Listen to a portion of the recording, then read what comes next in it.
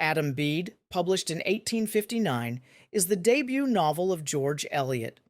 This story kicks off in a pretty quiet English village, but it quickly spirals into a powerful tale of secret love, a massive betrayal, and one choice that ends up wrecking several lives.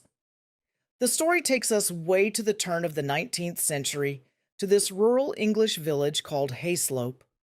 From the outside, it looks like a perfectly peaceful, orderly place to live.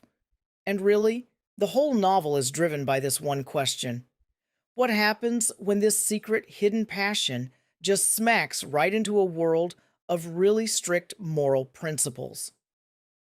We're about to see how one single affair can completely unravel an entire community. Let's start in this carpenter's world. We're in the village of Hayslope, and we're about to meet the key people whose lives are, well, on a collision course. At the very center of it all is Adam Bede. He's this honest, super principled carpenter, and he is completely in love with the beautiful Hetty Sorrel. We've also got the charming local squire, Arthur Donnithorne, and rounding out our main group are the devout preacher, Dinah Morris, and Adam's more gentle brother, Seth, who, by the way, is in love with Dinah from afar. And this quote right here, it tells you everything you need to know about Adam. For him, faith isn't something just for Sundays. No, he sees God in his craft, in his work. He really believes that doing a job well is its own form of worship. You can see the initial relationships are all set up pretty clearly. Adam loves Hetty. His brother Seth is drawn to Dinah. And all the while, Adam has this long-standing, pretty respectful friendship with the local squire, Arthur Donnithorne. But, as you can probably guess, underneath the surface of this quiet little village, a very dangerous secret is starting to take root. Arthur, the squire, he's totally taken with Hetty's beauty, and he starts flirting with her. Well, that little flirtation escalates, and it escalates fast into a full-blown secret love affair, completely hidden from everyone else in the village. How does this all come out? Well, in pretty much the worst way possible, Arthur, who has absolutely no idea how Adam feels about Hetty, just casually mentions kissing her. And for Adam, hearing that offhand comment, it is a devastating betrayal. Adam's shock just turns to pure fury.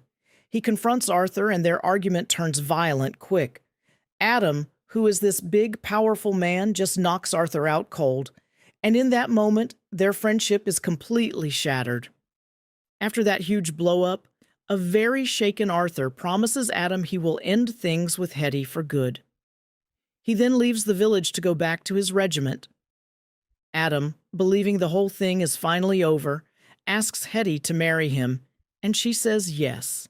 But Arthur's departure doesn't solve anything. Actually, it does the opposite. It becomes the catalyst for Hetty's absolutely tragic downward spiral. Hetty's world just completely falls apart. First, there's the terrifying discovery that she's pregnant and that Arthur has abandoned her. This sends her on this desperate journey to try and find him. A search that ends in total failure and despair. She's alone. She has nowhere to go, and she gives birth in secret. And in that desperation, she does something that leads to her being arrested and charged with the murder of her own child.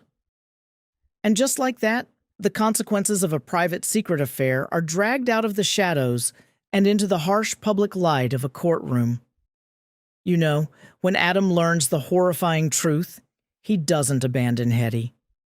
Even with his own heartbreak and the immense public shame of it all, he travels to the town of Stoniton to support her through the trial. The evidence against her is just overwhelming. She's completely broken, unable to even speak in her own defense. And the verdict comes back guilty. The absolute harshest one possible: death by hanging. And for a moment, it really seems like this is the tragic final end of the story. But then, at the very last possible moment, Arthur Donnithorne shows up.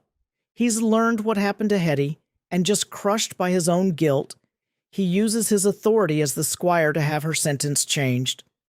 The tragedy is averted, but just barely, and the lives of everyone involved are completely shattered.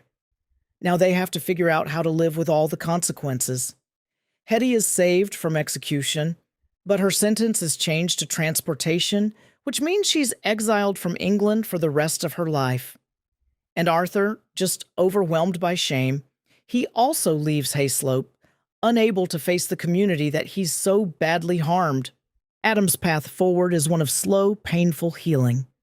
He starts to realize his love for Hetty was more of an infatuation based on her beauty, not really her character. And in the aftermath of the trial, he grows a lot closer to Dinah Morris, finding a real comfort in her quiet strength. Their connection, you see, is built on shared values and mutual respect. This deep connection, it eventually blossoms into a mature, really profound love. Adam and Dinah get married, and their union kind of represents this peaceful, hopeful future that's built on a foundation of shared sorrow and incredible resilience. The novel really leaves us with this powerful question about suffering. It suggests that true strength isn't about managing to avoid hardship. Maybe, just maybe, it's about how we show compassion, forgiveness, and resilience in the aftermath.